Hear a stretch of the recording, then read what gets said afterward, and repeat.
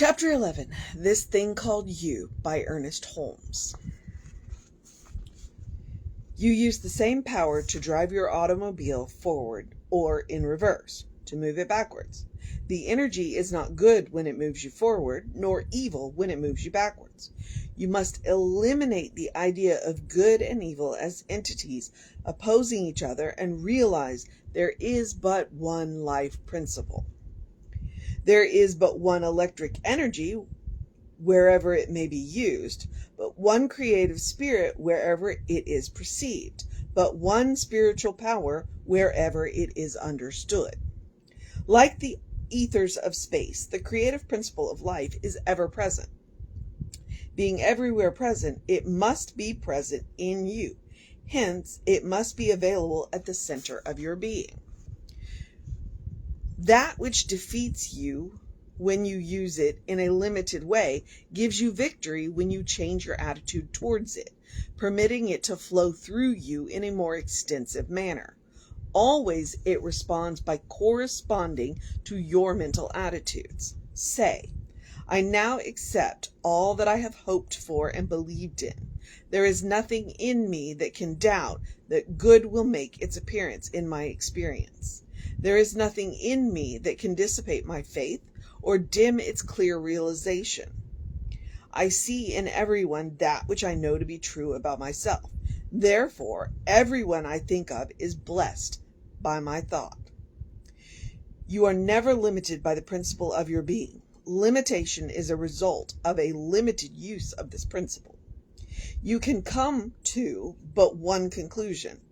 There is something which honors your belief, not in a big way in one place and in a little way in another. Rather, it honors your belief as you believe it. This principle must be without limit. Your thought and acceptance can put brakes on it. In this way, paradoxically as it sounds, you limit the limitless. Of course, you really do not limit it, but you do limit its flow in your own experience. Why is it that you do not instantly heal if the principle with which you deal is limitless, unless it is that your use of principle is limited? Surely it is within the providence of the divine easily to dissolve a cancer or a state of poverty. Surely the miracle of faith can take place in your experience. Do you really expect the signs following your belief? You seem to when you pray. You feel you're using the right words, but are you sure that your prayers or affirmations are made with complete acceptance? It is not the form of treatment which you give or the prayer which you make that gives it power. Rather, it is your faith. Say, I know that I am in the Spirit of God. I know that the Spirit of God is in me. I know that this Spirit is complete and perfect. Therefore, it must be complete and perfect in me. I know that this Spirit is now operating in my affairs. It is manifesting its beauty and harmony in everything I do. I know that my body is a spiritual idea manifesting in form. I know that every organ of my body, being a manifestation of pure spirit, contains within itself a pattern of joy, of peace, of divine order, of harmony, and of complete perfection.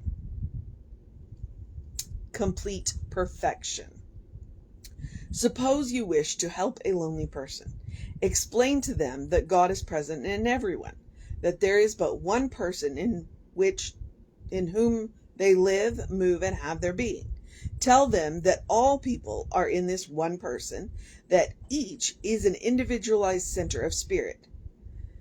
They are already one with everyone else through the spirit of all. Teach them how to see this one in all. You can follow a very simple practice for them. This takes place in your own consciousness. Since it is difficult for them to identify themselves with good because they are immersed in a sense of isolation, spiritually you are going to take them by the hand until they learn to walk by themselves. Remember, a spiritual mind treatment is a series of statements for yourself or for someone you wish to help. You begin your treatment by realizing the divine presence, which includes everything and everyone, by knowing that since God is all, over all, in all, and through all, God is in this person. Say, this word which I speak is for, naming the person. They are one with God at this moment. They are one with every person whom they meet. There is no thought of separation or isolation in them. Every thought which has denied their unity with people is dissolved. They are inwardly conscious. They are inwardly conscious of their union with all people. They think they are alone in the world. You know that they are one with all people. This unity of life is forever established. There is no real isolation, no real disunion, only an appearance. The thought of loneliness and isolation holds people away from them. Clear this thought, and the one in all people rushes out, in a sense, to meet itself. You are working with an immutable principle, and when the thought is changed, the demonstration will be made. They will find themselves surrounded with friendship, love, and appreciation. That which is definite and clear in your own consciousness becomes part of their consciousness and begins to work automatically for them. In the long run, they must learn to think it for themselves. You are merely helping them over a rough spot. You are doing this gladly, lovingly. They hope that what you are thinking is true. They hope for results. You expect them. They would like to believe. You must know. What they wait for, you accept. What they think may happen in the future, you know is happening right now. Your statements are always affirmations of the present, not the future. Cultivating your own thought, living in continuous expectancy and affirmation, knowing the truth in season and out of season, you are doing your part. The law will never fail. The law will never fail you. Your problem is to convert your own thinking. You do this through words, audibly or inaudibly expressed, through thoughts, ideas, beliefs, prayer, which is silent communication or silent communion with the invisible, realization, meditation, whatever you choose to call these processes. Words are molds into which the creative substance of your consciousness flows. Words without meanings, while they may have some effect through constant repetition, cannot have the same effect that words with meanings have. Your words will have meanings in such a degree as you actually feel that they are in the activity of spirit within you. Jesus told a paralyzed man to get up and walk. His words were simple enough. You, too, can say, "Arise, take up thy bed and walk." But what would happen if you were to say these words? Would your inner consciousness rise in complete conviction? Or would there be some reservation in your thought? Some belief that perhaps the man would not actually pick up his bed and carry it home. Here is a fine point in using the power within you. You must develop a spiritual awareness which is transcendent, which knows that it is as easy for the truth to say, "Get up and walk," as it is for a tired man to say, "Lie down and rest." This calls for faith and understanding, a complete conviction that God is right where you are, that life is speaking through you, and that the law of life is obeying your will. Words without this awareness have no power. Spiritual awareness is the healing agency loosed through your words. While it is true that thoughts are things, they are things in your experience only in such a degree as your inward consciousness pours the fire of conviction into the form of your intellectual affirmation. The authority for your words is in your works. The only authority you have for your belief is the authority of what that belief accomplishes. Jesus would have left no lasting mark on history if he had not proved what he believed. When he said peace, there was peace. When he said to the wind and to the wave, be still, the wind and the wave were stilled. When he told the paralyzed man to get up and walk, the paralyzed man got up and walked. Naturally, you may exclaim, well, I'm not Jesus. Fortunately, you are not. You are yourself. This is the most wonderful thing about you. You are someone in your own right. You have access to the same power he used. The God who is ever with you is the same Spirit with whom he communed. There are not two spirits or two powers. There are not two divine presences or two universal laws of mind. There are not two laws of gravitation or two principles of mathematics. Nothing has happened to reality since Jesus walked the shores of Galilee and ministered to the multitudes who so eagerly followed him.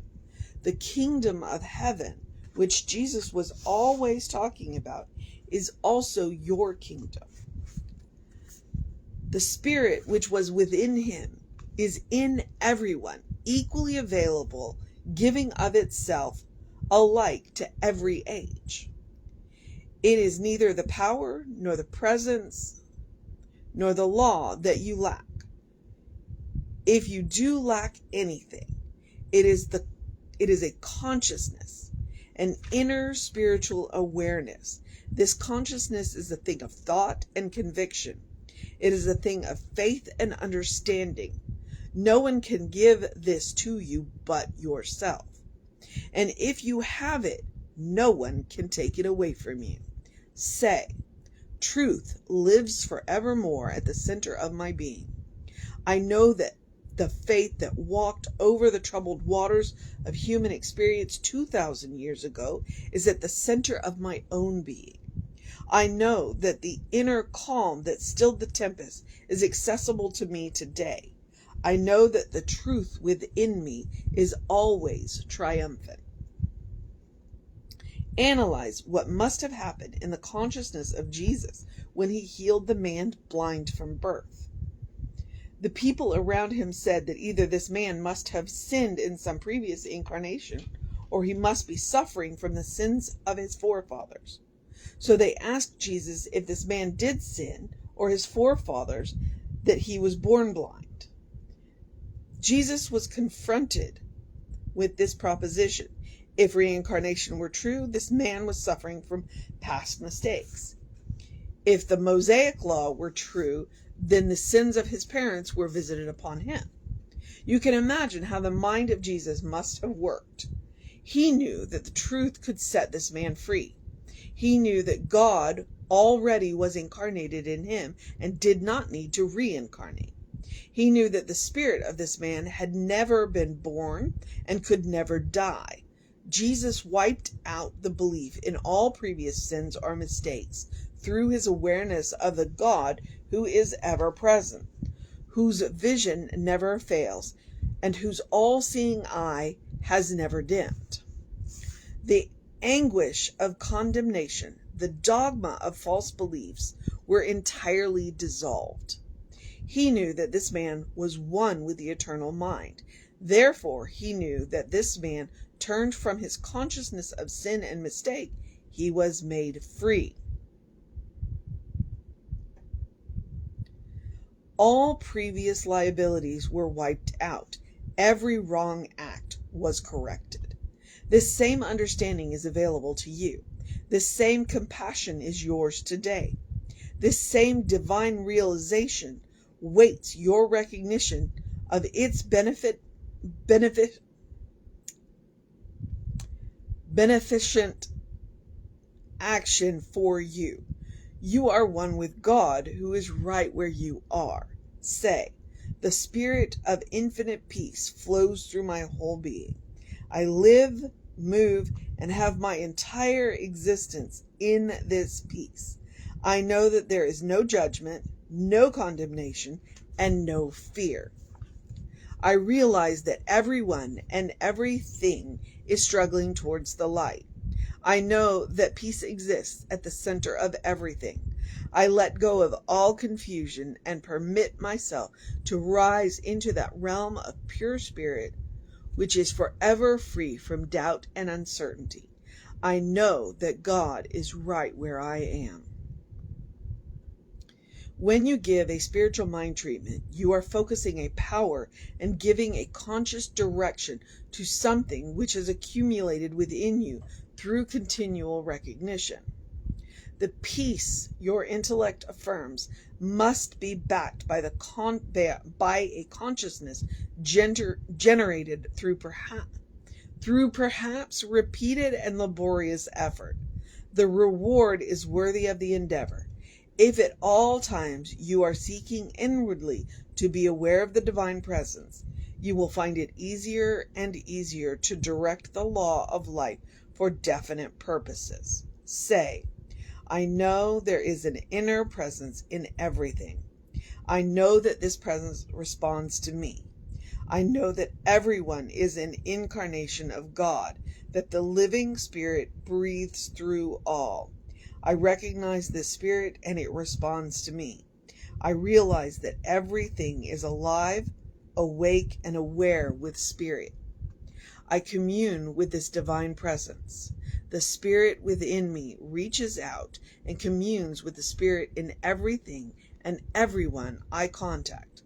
It is the same Spirit in all, over all, and through all. Chapter 11, This Thing Called You, by Ernest Holmes.